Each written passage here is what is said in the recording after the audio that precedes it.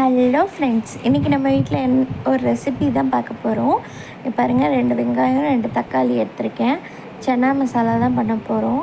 இந்த குக்கரில் தான் பண்ண போகிறேன்.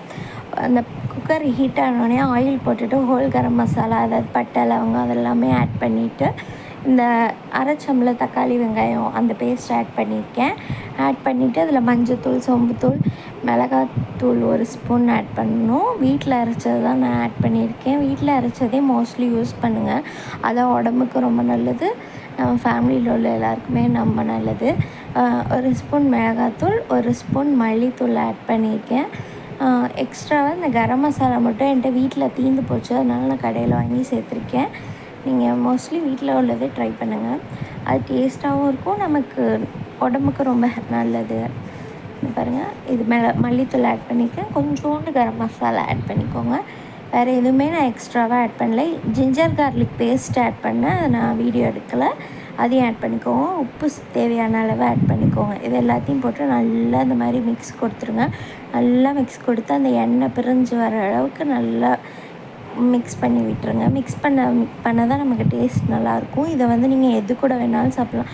பூரிக்கும் நல்லாயிருக்கும், தோசைக்கும் நல்லாயிருக்கும், இட்லிக்கும் நல்லாயிருக்கும், சப்பாத்திக்கு ரொம்ப டேஸ்ட்டாகவே இருக்கும். நீங்களும் ஒரு தடவை ட்ரை பண்ணி பாருங்கள். பாருங்கள் எப்படி இந்த ஸ்டேஜில் இந்த மாதிரி மிக்ஸ் பண்ணி கொடுத்ததுக்கப்புறமா நம்ம கொண்டைக்கடலை ஆட் பண்ண போகிறோம். நான் இன்றைக்கி எடுத்துருக்கிறது கருப்பு கொண்டைக்கடலை தான். கருப்பு கொண்டைக்கடலை தான் நம்ம உடம்புக்கு ரொம்ப நல்லது. அதுவே யூஸ் பண்ணுங்கள். குழந்தைங்களுக்கும் அதுதான் நமக்கு நல்லது. அதனால் நான் அதே எடுத்திருக்கேன். அப்புறம் இதை 8 ஹவர்ஸ் ஊற வச்சுருக்கேன். ஒரு தடவை ஒரு 2 டைம்ஸ் வாஷ் பண்ணிவிட்டு ஒரு 8 மணி நேரம் ஊற வச்சு எடுத்திருக்கேன். அதை ஆட் பண்ணியிருக்கேன். இதையும் ஆட் பண்ணிவிட்டு நல்லா கிண்டி கொடுத்துடணும். கிண்டி கொடுத்தா தான் அப்போ இப்போ நான் அது கிண்டையில் காட்டுற பாருங்களேன், அந்த மசாலாவும் அந்த கொண்டைக்கல்லையும் ஒன்றோட ஒன்று தெரியாத அளவுக்கு நம்ம மசாலா அதுக்கு கரெக்டாக ஆட் பண்ணணும். அதாவது மசாலா மீன்ஸ் அந்த வெங்காயம் தக்காளியிலேருந்து ஆட் பண்ணால் தான் நமக்கு அந்த கிரேவி நல்லா பாருங்கள் இப்படி இருக்கணும். அது தனித்தனியாக இருந்துச்சுன்னா மசாலா பத்தலை, இல்லை கிரேவிக்கு இது பத்தலைன்னு அர்த்தம். இதை நல்லா மிக்ஸ் பண்ணி கொடுத்துட்டு நீங்கள் உப்பெல்லாம் இருக்கான்னு இந்த ஸ்டேஜில் பார்த்துக்கோங்க. பார்த்துட்டு நம்ம குக்கரை மூடி 3 விசில் விட்டு எடுத்துக்கலாம். எடுத்துகிட்டு நம்ம எப்படி இருக்குன்னு பார்க்கலாம். 3 விசிலுக்கு ப்ரெஷர் குக் பண்ணி எடுத்துக்கணும். நல்லா மிக்ஸ் பண்ணி விட்டுட்டு 3 விசில் விட்டு எடுத்ததுக்கப்புறம் எப்படி இருக்குன்ட்டு நான் உங்களுக்கு காட்டுறேன் நெக்ஸ்ட்டு கிளிப்பில். இது பார்த்திங்கன்னா, இது 3 விசில் விட்டதுக்கப்புறம் பாருங்கள் எண்ணெய் எப்படி பிரிஞ்சு வந்திருக்குன்னு பார்த்திங்கன்னா இந்த மாதிரி தான் இருக்கணும். அதில் நம்ம 1 ஸ்பூன் சுகர் மட்டும் நான் ஆட் பண்ணியிருக்கேன்.